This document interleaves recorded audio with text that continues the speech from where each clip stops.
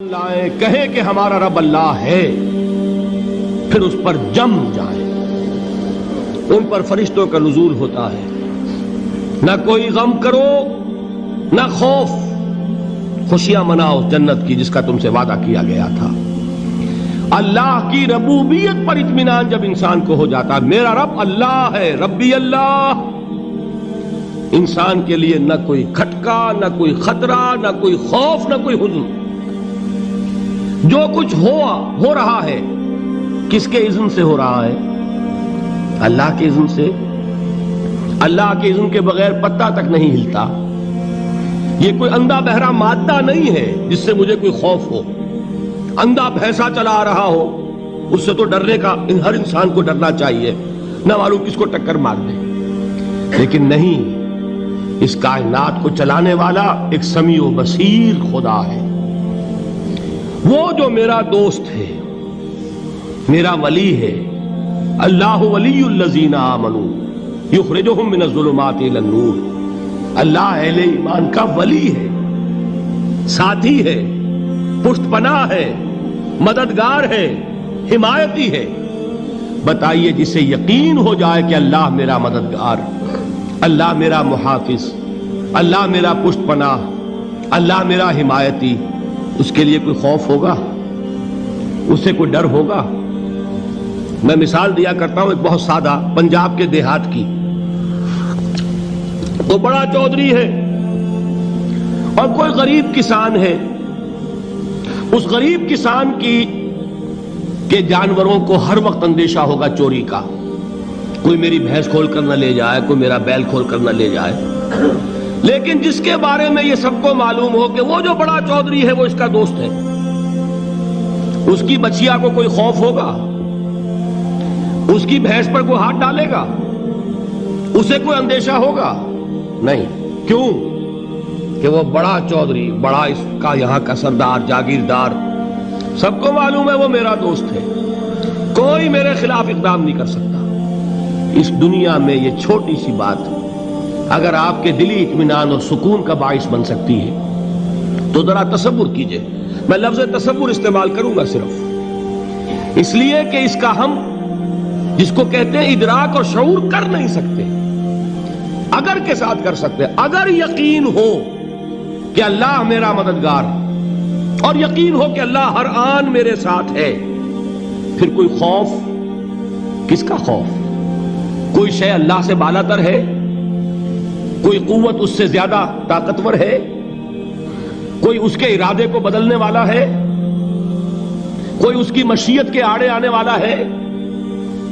یہی بات ہے جو حضور نے فرمائی۔ یہ ایمان کا حاصل ہے لب لباب،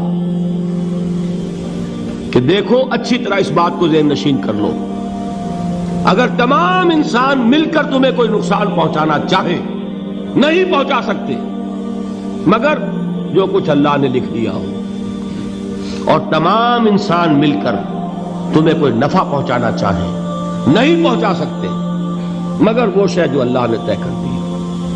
آپ پھر میں کہوں گا ذرا طاری کیجئے، اسے فرض کیجئے، اسے سوچئے۔ اگر اس حدیث پر ہمارا دل ٹھکا ہوا ہو تو کسی سے ڈر ہوگا؟ یہ مجھے نقصان نہ پہنچا دے، یہ میری رپورٹ خراب نہ کر دے، یہ میری انکریمنٹ نہ رکوا دے، یہ میرا یہ نہ بگاڑ دے، یہ میرے یہ نقصان نہ پہنچا دے۔ اس کا ڈر، اس کا ڈر، اس کا خوف، اس کی خوشامد، اس کے لیے جا کر طرح طرح سے اپنی عزت نفس کو ذلیل کروانا اس کے سامنے، یہ سب کچھ کیوں کرتا ہے انسان؟ جب سمجھتا ہے کہ اس کے ہاتھ میں میرا کوئی نفع ہے، اس کے ہاتھ میں میرے لیے کوئی ضرر ہے، یہ مجھے کوئی غضب پہنچا سکتا ہے، یہ مجھے کوئی نقصان پہنچا سکتا ہے، یہ میرا کوئی کام بنا سکتا ہے، یہ میری کوئی ضرورت پوری کر سکتا ہے، اسی کا نام شرک ہے۔ جہاں آپ نے یہ سمجھا کہ غیر اللہ کے اندر کوئی طاقت موجود ہے وہی شرک ہے۔ بتوں سے تجھ کو امیدیں، خدا سے نومیدی، مجھے بتا تو صحیح اور کافری کیا ہے؟ شرک تو یہ ہے جس پر بھی تمہیں یہ خیال ہے، کلمہ ہے یہ کلمہ سوم، لا حول ولا قوت الا باللہ، ذرا اس پر دل کو کبھی اگر آپ تصور کریں، پھر فرض کریں، دل ٹھک جائے اس پر، کوئی طاقت نہیں۔ یہی بات تھی جو شیخ عبد القادر جیلانی رحمۃ اللہ علیہ نے اپنی وصیت میں اپنے بچے سے کہی. 11ویں دینے والے ہیں، لیکن حضرت شیخ عبد القادر جیلانی کی وصیت اور تعلیمات کو کتنے لوگ ہیں تم جانتے ہو؟ یہ جن مقامات تک پہنچے ہیں وہ کس چیز کی بدولت پہنچے ہیں؟ انہوں نے جو پیغام دیا وہ کیا تھا؟ اے میرے بچے، جس طریقے سے قرآن مجید میں حضرت لقمان کی نصیحتیں جو ہے نقل کر دی گئی ہیں، میں یہ عرض کروں گا بالفرض اگر قرآن حضرت عبد القادر جیلانی کے بعد نازل ہوا ہوتا تو شیخ عبد القادر کی یہ نصیحتیں بھی قرآن میں درج ہوتی. اتنی اونچی نصیحتیں ہیں. اے میرے بچے، اس حقیقت کو ذہن نشین کر لے، لا فاعل فی الحقیقت ولا مؤثر الا اللہ. اس کائنات میں نہ کوئی فاعل حقیقی ہے نہ مؤثر حقیقی ہے سوائے اللہ کے. کسی شے میں کوئی تاثیر نہیں اگر اللہ نہ چاہے. آگ جلا نہیں سکتی اگر اللہ نہ چاہے. پانی ڈبو نہیں سکتا اگر اللہ نہ چاہے. زہر ہلاک نہیں کر سکتا اگر اللہ نہ چاہے. کوئی چیز فائدہ نہیں پہنچا سکتی اگر اللہ نہ چاہے. تو در در پہ کیوں سر جھکاتے ہو؟ در در پر کیوں جبیں سائی کرتے ہو؟ سب کے سامنے کیوں ہاتھ پھیلاتے ہو؟ ایک اللہ سے مانگو.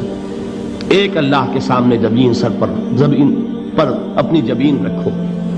لا فاعل فی الحقیقت ولا مؤثر الا اللہ. نظر آتا ہے ہمیں کہ پانی پیاس بجھا دیتا ہے. پیاس بجھانے کی صلاحیت پانی میں نہیں ہے، اللہ کے اذن سے.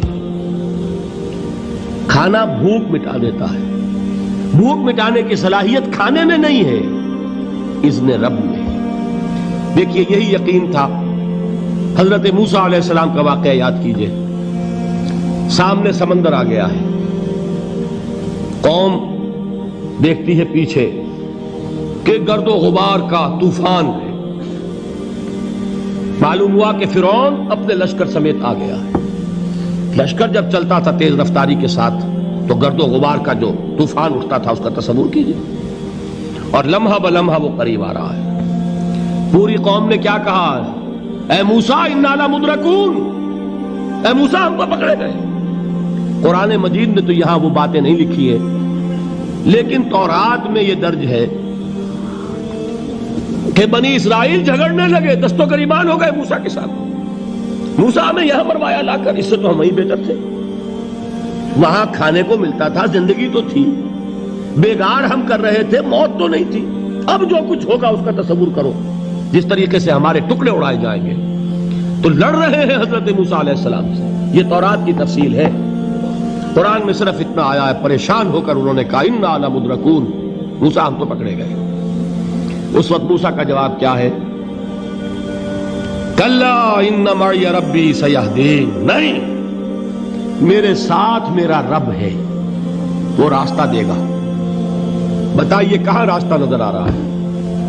یہ ہے ایمان بالغیب. راستہ نظر نہ آئے تب اللہ پر یقین ایمان ہے. جیب میں پیسے ہوں اور تب دل کو اطمینان ہے تو ایمان کس پر ہوا؟ پیسے پر، اللہ پر نہیں. جب وسائل و ذرائع نہ ہوں اور پھر یقین ہو کہ اللہ مسبب الاسباب ہے، وہ اسباب کا پابند نہیں ہے، وہ اسباب کا محتاج نہیں ہے، اسباب اس کے محتاج ہیں. اگر یہ یقین ہے تو اللہ پر ایمان ہے. یہ نہیں ہے تو تمہارا ایمان اسباب پر ہے، وسائل پر ہے، ذرائع پر ہے، مادیات پر ہے، اللہ پر نہیں. اس وقت کہاں راستہ تھا؟ کوئی راستہ تھا؟ سمندر ہے اور ادھر سے لشکر آ گیا ہے. کلا ان معی ربی سیہدین. اب دیکھیے ایمان کہہ دینا آسان ہے، ہوا معکم اینما کنتم. جہاں کہیں بھی تم ہوتے ہو اللہ تمہارے ساتھ ہوتا ہے.